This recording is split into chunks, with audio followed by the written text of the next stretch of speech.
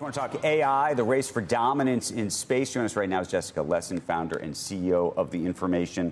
Good morning to you. We're all trying to figure out where all of these, there's sort of so many different cross currents going on in AI, but let's start with just the biggest, which is this sort of huge effort by both Meta and, frankly, so many other companies now to effectively called acqui-hire, hire people, effectively buying companies without really buying them at these sort of astronomical rates and picking off engineers at these crazy numbers, and whether any of this ultimately is going to make sense.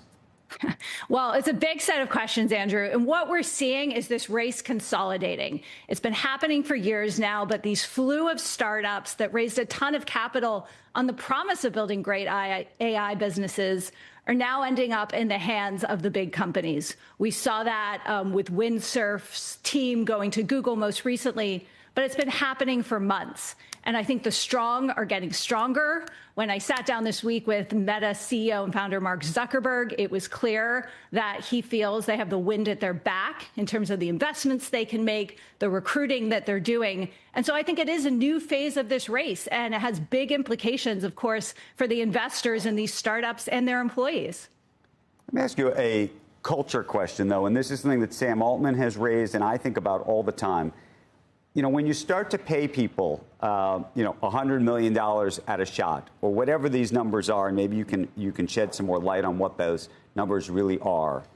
You know, what is the incentive for a lot of these folks not to put their feet up on the desk? Actually, I would say on Wall Street, for a very long time, there were efforts to pick people off at crazy numbers, and invariably those deals never really worked out because those folks took the money. They were very happy to take the money, but it changes the sort of incentive structure with which they work.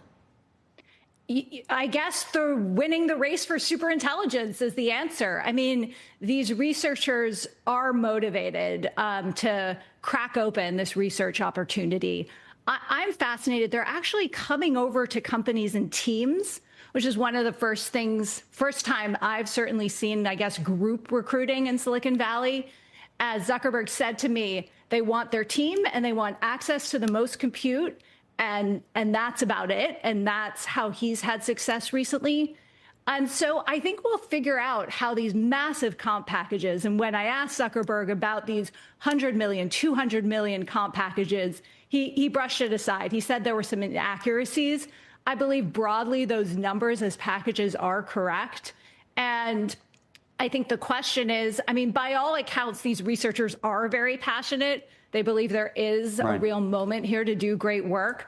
But time will tell on your point, and also how other employees at these companies feel about their next door neighbor getting CEO plus like pay. I think that's a big question, and the too. other piece of this, which I think about a lot, is how much of these quote-unquote acqui-hire, as in acquiring a company to hire a person, or in some cases not even buying the company, but just buying the person, this sort of inverting the model in a way, is really an effort just to get around regulation. So instead of actually buying a company and merging them, because you'd actually have to go, through the FTC and maybe the DOJ and others, all of a sudden you say, well, I'm just hiring some people.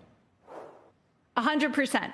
100%. That's absolutely what's happening. We saw this. I think Microsoft's acqui-hire of the leader of Inflection, Mustafa, was probably one of the first examples of this, but Google has done it with Character and Gnome. And I think regulators are looking at it. They've said they're looking at it. Now, it's not as straightforward, perhaps, as other deals, but I don't think it's happening without scrutiny. I think it's happening, though, because the investors and teams in these companies realize they're not going to be spending the $100 billion on the supercomputers to win the next phase of this war. And so I think for the first time, we might actually see businesses that have 100 million in revenue already, because you can get real revenue traction in AI today, but that sort of go belly up and end up sort of in pieces across Silicon Valley.